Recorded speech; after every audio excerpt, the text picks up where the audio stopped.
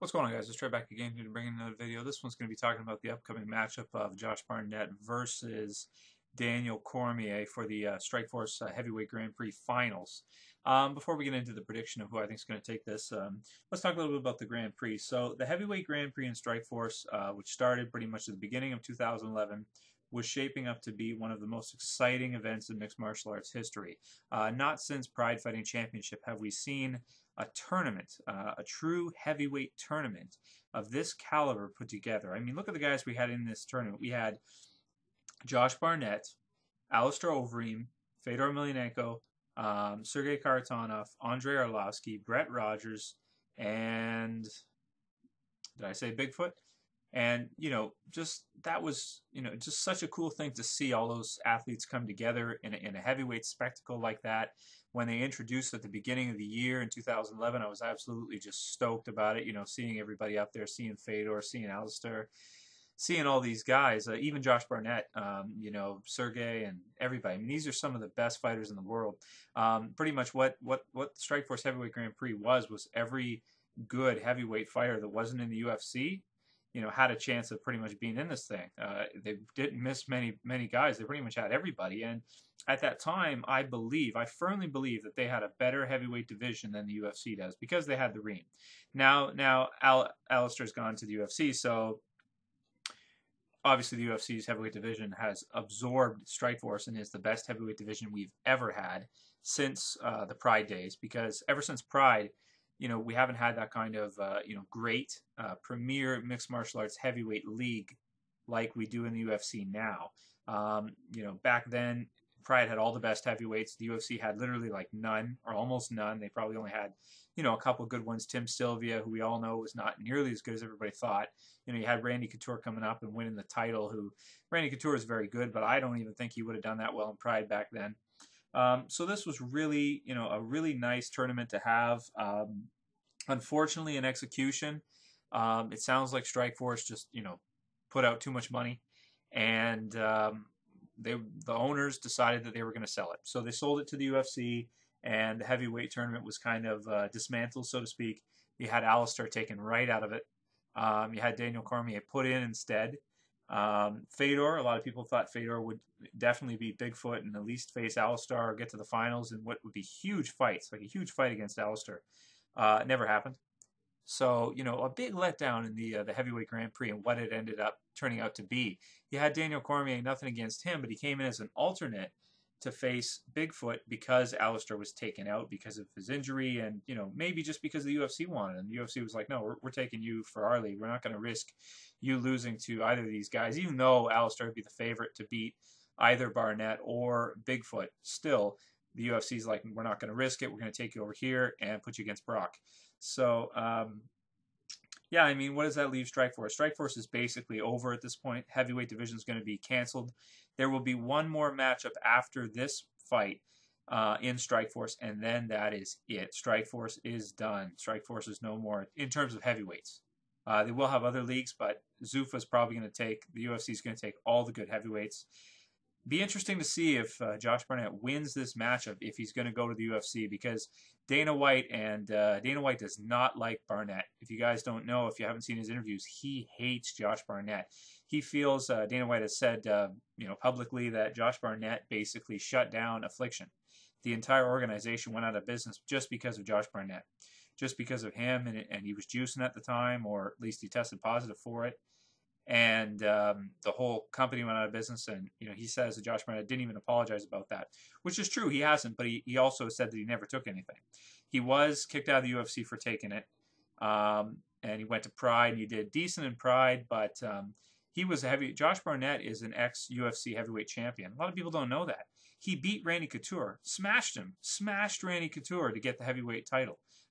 If you guys don't know about that, go back and check it out. He smashed him really good. I believe that was a stoppage. I'd have to look it up on the record, but I'm pretty sure he stopped Randy in that fight. Ground and pounded him out. Better wrestling than Randy, but his catch wrestling is even better. So that being said, how's he going to fare against Daniel Cormier? Daniel Cormier is pretty green compared to Barnett. He's only got, I think, 8 fights? Let me check here. 9 fights after beating Bigfoot, and Barnett has 36 fights. Daniel Cormier is undefeated, trains with Cain Velasquez at, or Velasquez at, what is it, AKA. How could I forget AKA? Josh Barnett, on the other hand, legendary status. One of the best fighters of all time, but he's not given the recognition that he deserves. He never has. He never has been. When people talk about the best heavyweights in the world, they never even throw Josh Barnett's name out there, even though he should be right in there. He should be right near the top. I mean, with what he accomplished, winning the UFC title and everything, how he did in Pride, he is a very good fighter. Yeah, he did finish Randy Couture. I'm just looking here, TKO, to win the UFC heavyweight championship. He lost in Pride to Mirko Krokop in the finals of Grand Prix. But there's no shame losing to Mirko in his prime. I mean, in his prime, Mirko was amazing. So, who am I picking to win this fight? This is a tough one to say because Josh Barnett's primary attribute is his catch wrestling, his submission wrestling. He's very good at it. He is a skilled veteran at it. He's a master, a guru, I'd even say. I mean, at this point, he's one of the guys that are leading the way when it comes to catch wrestling. He's one of the best catch wrestlers in the world. Going up against Daniel Cormier, who's an Olympic wrestler, pure freestyle wrestling. So this is going to be really interesting to see how this goes down. And a lot of times what happens when you have two wrestlers of that caliber who are that good, when they match up, a lot of times what happens is they kind of nullify each other.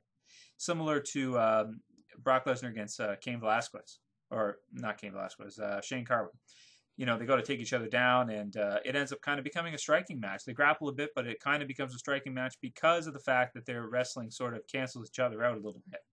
Who am I going to give the edge to in the grappling? I think I have to give the edge to Barnett because even if Cormier is better at pure wrestling than Barnett, Barnett's got that experience. He's got 4 times as many fights.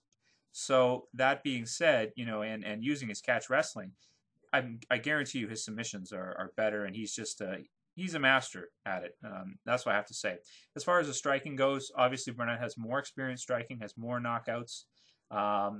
Is probably the thing with Daniel Cormier though is that he can surprise you. He surprised me against Bigfoot when he knocked out Bigfoot. I didn't see that happening. I didn't foresee that.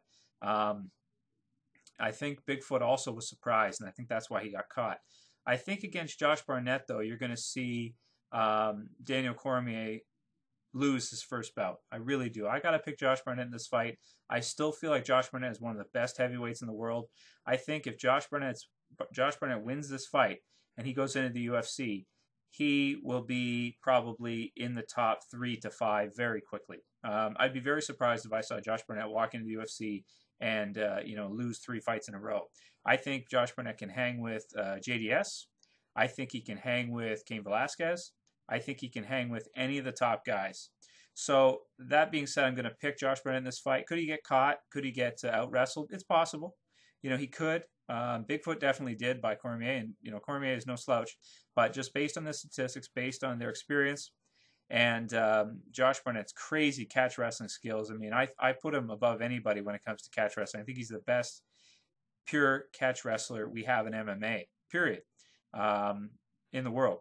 So definitely got to pick Barnett in this fight. The odds, I'd say, I'd probably go with 60-40 for Barnett.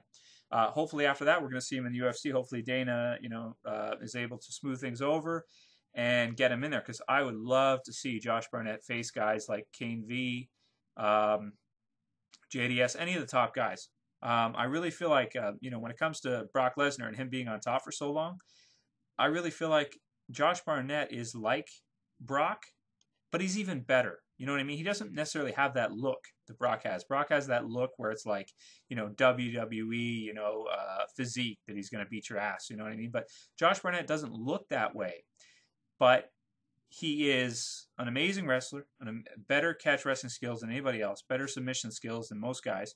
I'd like to see him fight Frank Mir, somebody like that, see what happens with that. That would be very cool, a nice clash of styles. And Josh Barnett's striking is way better than Brock's. So, I can see Josh being right at the top, no question about it. And likewise, if Daniel Cormier takes this, I can see him being right at the top too. And that being a weird situation because obviously he trains with Cain. He's not going to face Cain. So that'll be interesting to see. Anyway, after this, there's going to be one more fight. The winner of the Grand Prix, probably being Barnett, will face one more opponent after. Who knows who that's going to be? Maybe it'll be Bigfoot or somebody like that. And then after that, hopefully, we'll see all these guys move into the UFC. I want to see them all. Even no matter who wins or loses, I want to see them all in the UFC. I want the UFC to build up their heavyweight division and for us to be able to see some really good heavyweight MMA again, where every few events you have a big heavyweight fight going on. And, just like the good old days in Pride where you had tons of heavyweight fighters. I would love to see that. And I think the UFC really needs to capitalize on that because the heavyweight division is the most exciting of any division in mixed martial arts, in my opinion. That's it for this one, guys. See you for the next one later. Peace.